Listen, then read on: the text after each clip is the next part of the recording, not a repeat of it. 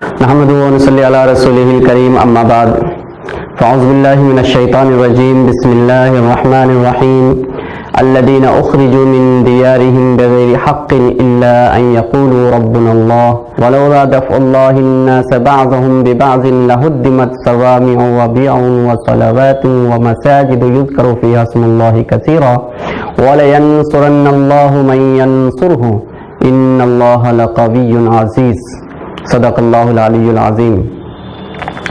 معزز سامعین و ناظرین کرام، السلام علیکم ورحمۃ اللہ وبرکاتہ۔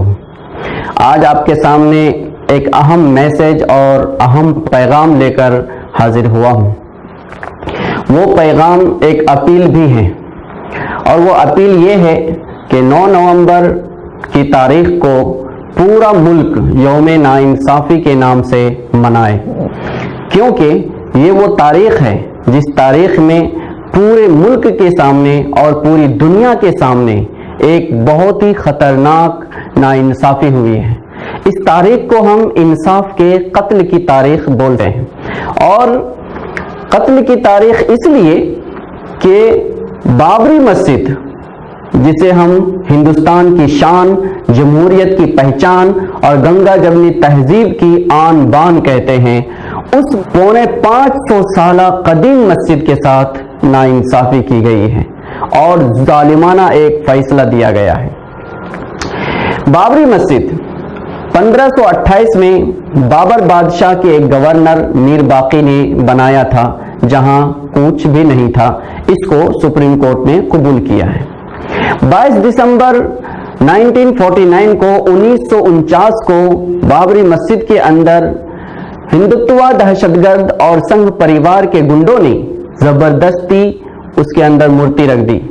اس کو بھی سپریم کورٹ نے قبول کیا ہے کہ یہ مورتی رکھنا ایک مجرمانہ کام تھا۔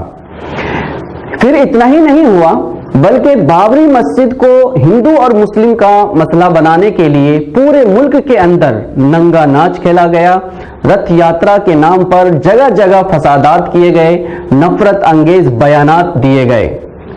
اس کے بعد 6 دسمبر 1992 کو سنگھ پریوار کے لوگوں نے ہزاروں کی تعداد میں جمع ہو کر بابری مسجد کو شہید کر دیا۔ شہادت کے اس واقعے کو پوری دنیا نے دیکھا، تمام پیپروں نے چھاپا اور تمام انسانوں نے اس کو دیکھا ہے۔ اس کے بعد اس وقت کے ملک کے وزیر اعظم پی وی نرسمہا راؤ نے یہ وعدہ کیا کہ مسلمانوں کو بابری مسجد دوبارہ اسی جگہ بنا کر دے دی جائے گی، لیکن وہ وعدہ پورا نہیں کیا گیا۔ جتنی بھی حکومتیں بنتی رہی، اس کو ٹھنڈے بستے میں ڈالتے چلے گئے۔ اس کے بعد الہ آباد ہائی کورٹ کا فیصلہ آیا، جس میں عدالت نے بابری مسجد کی جگہ کو 3 حصوں میں تقسیم کر دیا۔ سپریم کورٹ کے اوپر تمام ہندوستانیوں کو بھروسہ تھا کہ یہاں سے تو کم سے کم انصاف ملے گا، یہاں مجرموں کو ظلم کی سزا دی جائے گی۔ لیکن جب 9 نومبر 2019 کو سپریم کورٹ کا فیصلہ آیا تو وہ انتہائی افسوسناک فیصلہ تھا، انتہائی غیر منصفانہ فیصلہ تھا۔ اس فیصلے کے اندر یہ بتایا گیا ہے کہ 1528 میں بابری مسجد مندر توڑ کے نہیں بنائی گئی۔ اس فیصلے میں یہ بھی قبول کیا گیا ہے کہ 22 دسمبر 1949 کو جو مورتی رکھی گئی وہ زبردستی رکھی گئی تھی، یہ بھی ایک مجرمانہ قدم تھا۔ اس فیصلے میں یہ بھی قبول کیا گیا ہے کہ 6 دسمبر 1992 کو بابری مسجد کو مجرمانہ طور پر شہید کر دی گئی۔ اس کے باوجود بابری مسجد کی پوری جگہ رام مندر بنانے کے لیے دے دیا گیا۔ یہ ایک ایسا فیصلہ تھا جس فیصلے نے پورے ملک کو ہی نہیں بلکہ پوری دنیا کو ہلا کر رکھ دیا۔ کچھ لوگ سمجھتے ہیں کہ یہ ناانصافی مسجد کے ساتھ ہوئی، اور کچھ لوگ یہ سمجھتے ہیں کہ یہ ناانصافی مسلمانوں کے ساتھ ہوئی، اور کچھ لوگ یہ سمجھتے ہیں کہ یہ ناانصافی جمہوریت اور جمہوری قانون کے ساتھ ہوئی ہے۔ لیکن ایسا نہیں ہے. حقیقت میں یہ ناانصافی انسانیت کے ساتھ ہوئی ہے. یہ ناانصافی عدالت اور انصاف کے ساتھ ہوئی ہے. یہ ناانصافی 125 کروڑ ہندو، مسلم، سکھ، عیسائی، دلت، آدیواسی تمام ملک کے باشندوں کے ساتھ ہوئی ہے، جو سپریم کورٹ کے اوپر پورا اعتماد رکھتے ہیں اور جو یہ سمجھتے ہیں کہ ہم کو چاہے کہیں انصاف ملے نہ ملے لیکن سپریم کورٹ سے ہم کو انصاف ملے گا. ان کے ان جذبات کے ساتھ ناانصافی ہوئی ہے. ایک اور بات، ہم لوگ یہ سمجھتے ہیں کہ یہ جو مسجد اور مندر کا مسئلہ ہے یہ ہندو مسلم کا مسئلہ ہے. یہ ہندو مسلم کا مسئلہ ہی نہیں ہے، کیونکہ تمام ہندوؤں کا یہ عقیدہ ہے کہ مسجد توڑ کر مندر بنایا گیا تو اس میں پوجا قبول نہیں ہوتی.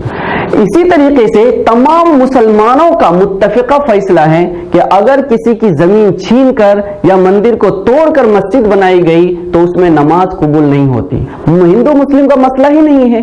اصل میں یہ سنگھ پریوار کا سیاسی ایجنڈا ہے، جس کے ذریعے سے وہ ملک کے پورے ماحول کو خراب کر کے ہندو مسلمان کے اندر نفرت پیدا کر کے ایک دوسرے کو لڑا کر سیاست میں بنے رہنا چاہتے ہیں، حکومت میں بنے رہنا چاہتے ہیں.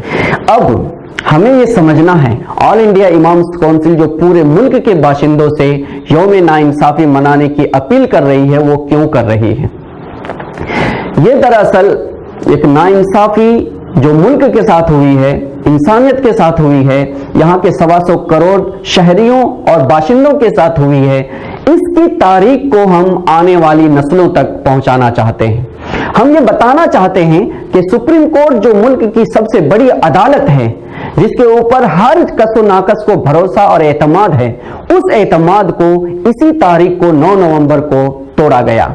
اسی تاریخ کو پوری دنیا کے سامنے ایک مجرمانہ کام جو کیا گیا تھا ان کو صحیح قرار دے دیا گیا.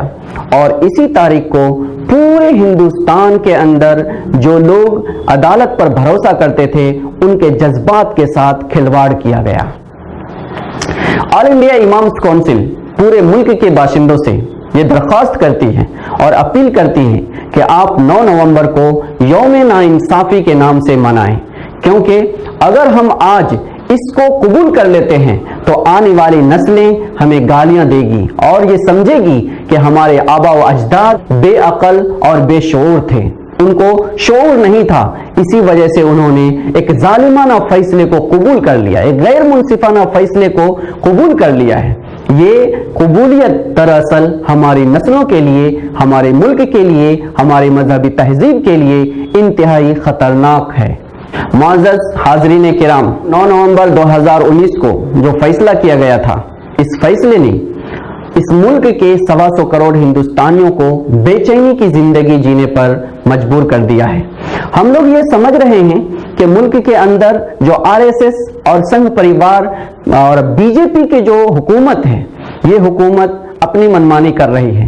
ان کے پاس طاقت ہے، ہمت ہے، لوگ ہے، افراد ہے، اس کی وجہ سے وہ جو چاہتے ہیں وہ کرتے ہیں. لیکن حقیقت میں جب ظلم بڑھتا ہے اور جب اس کی انتہا ہوتی ہے تو وہ اصل میں اس کی تباہی اور ہلاکت کا باعث ہو جاتی ہے. اس لیے ہم لوگوں کو گھبرانے کی ضرورت نہیں ہے. اللہ تبارک تعالیٰ نے قرآن شریف کے اندر یہ فرمایا ہے، جن لوگوں کو ان کے گھروں سے بغیر کسی حق کے نکال دیا گیا، دراصل اس کا جرم صرف اتنا تھا کہ وہ یہ کہتے تھے کہ ہمارا رب صرف اللہ ہے. پھر اللہ تبارک تعالیٰ فرماتا ہے کہ یہ جو اللہ کہنے والے لوگ ہیں، ان لوگوں کے ساتھ ظلم کیوں کیا گیا؟ وہ اس لیے کیا گیا، لولا دفع اللہ الناس بعضهم ببعض لہدمت صوامع وبیع وصلوات ومساجد یذکر فیہا اسم اللہ کثیرا. اللہ تبارک تعالیٰ کہہ رہا ہے کہ دنیا کا ایک نظام ہے، ایک سسٹم ہے، اور وہ سسٹم یہ ہے کہ ایک قوم دوسرے قوم کا دفاع کرتی ہے. ایک مذہب کے اوپر حملہ ہوتا ہے تو دوسرے مذہب والے اس کو بچاتے ہیں. اگر مظلوموں کے ساتھ ظلم ہوتا ہے تو ظالم کو روکنے کے لیے ساری قوم مل کر کے آواز اٹھاتی ہے. اگر اس نظام پر عمل نہیں کیا گیا، اس سسٹم کو فالو نہیں کیا گیا تو ملک کے اندر عبادت گاہیں، چرچ، مندر، مسجد جس میں اللہ تبارک تعالیٰ کا نام لیا جاتا ہے، عبادتیں کی جاتی ہے، پوجا پاٹ کیا جاتا ہے، یہ سب تہس نہس کر دیے جائیں گے.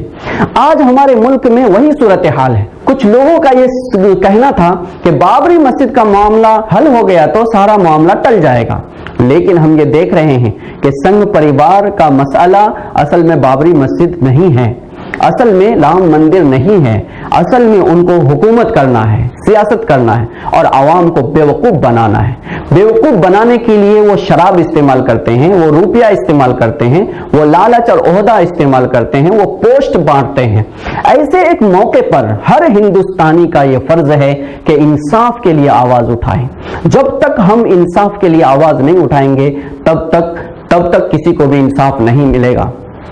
آل انڈیا امامز کونسل تمام ہندوستانیوں سے اپیل کرتی ہے کہ 9 نومبر کے دن کو یوم ناانصافی منائیں، تاکہ آنے والی حکومت اور آنے والے ججوں کے لیے اور فیصلہ دینے والے لوگوں کے لیے یہ سبق رہے کہ اگر ہم ناانصافی کرتے ہیں تو یہ پوری نسلیں قیامت تک اس کو یاد رکھے گی۔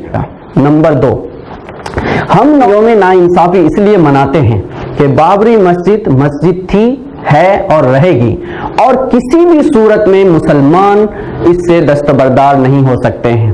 آج نہیں تو کل جب بھی ہم کو موقع ملے گا ہم دوبارہ وہاں ضرور نماز پڑھیں گے اور دوبارہ ضرور مسجد تعمیر کریں گے۔ اس کے لیے ہم قانونی راستے سے جمہوری طریقے سے مسلسل کوشش کرتے رہیں گے اور لوگوں کو اور نسلوں کو کبھی فراموش نہیں کرنے دیں گے۔ نمبر 3، اس انصاف کو بحال کرنے کے لیے اور ملک کے عوام کے اعتماد کو باقی رکھنے کے لیے، برقرار رکھنے کے لیے ہم ملک کے اندر ناانصافی کے خلاف بیداری پیدا کریں گے، اور جب یہ بیداری پیدا ہوگی تو انشاءاللہ ثم انشاءاللہ سپریم کورٹ اپنے اس غلط فیصلے کے اوپر نظر ثانی کرنے پر مجبور ہو جائے گا۔